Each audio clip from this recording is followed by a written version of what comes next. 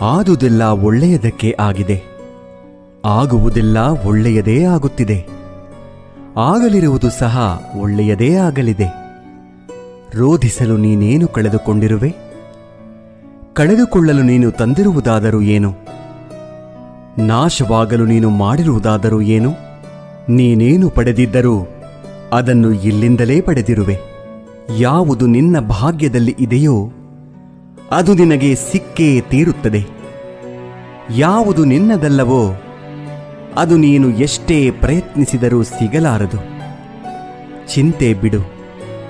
ಜೀವನದಲ್ಲಿ ಬರುವುದೆಲ್ಲವ ಬಂದಂತೆ ಸ್ವೀಕರಿಸು. ನಮ್ಮ ಬದುಕೇ ಒಂದು ಹೋರಾಟ.